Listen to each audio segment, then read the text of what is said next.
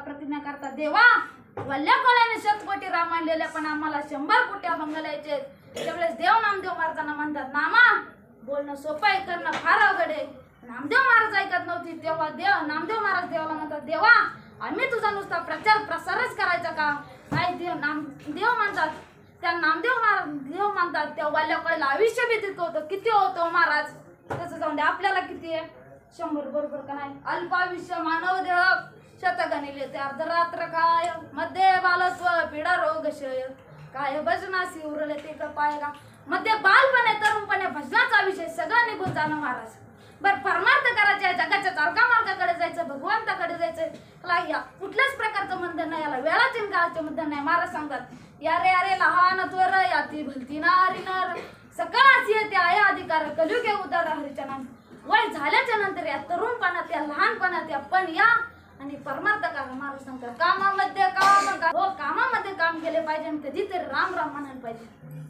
विठ्ठल विठ्ठल कीर्तन करतो, आता या वयामध्ये मी धोतर काढतो तर लोक मला सुद्धा म्हणतात लयच लवकर कामाला लागले हो।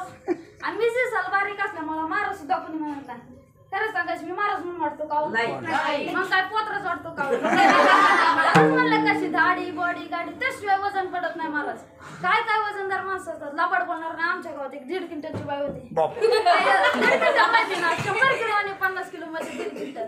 तिच्या घरामध्ये चोर गेले, चोराने तरी कशाला मारायला जावं? तिने ह्या हातामध्ये एक दार ह्या हातामध्ये एक दार, दोन्ही खाली पडले ना अंगावर बसली। पोराला म्हणाली, पप्प्या जाय पोलिसांना घेऊन ये। पप्प्या बाहेर गेला, चप्पल सापडा, तो परत आत आला, म्हणाला मम्मी चप्पल सापडा ना। ते चोर म्हणाले आमची घालून जाय पण पोलिसांना घेऊन ये। आपल्याकडे पाहिलं तर आपल्याला धाडी नाही, बॉडी नाही, गाडी नाही, त्याशिवाय आपलं वजनच पडत नाही। महाराजचीच गाडी आहे। महाराज म्हणलं कशी दाढी बॉडी गाडी असलीच पाहिजे। महाराज परमार्थ करायचं, भगवंताचं नाम चिंतन करायचं ना, त्याला कुठल्याच प्रकारचं बंधन नाही। महाराज वय झाल्याच्या नंतर लहानपणात या लहानपणात या पण या आणि परमार्थ करा। या जगाच्या चालका मालकाला भगवंताला काय जर लागत असेल तर फक्त प्रेम लागतं, प्रेम लागतं। या भगवंत कशासाठी भुकेला आहे तर फक्त प्रेमासाठी। महाराज सांगतात, थोर प्रेमाचा भुकेला हाची दुष्काळ तर रवेकडे जर पाहिलं तर का हो महाराज?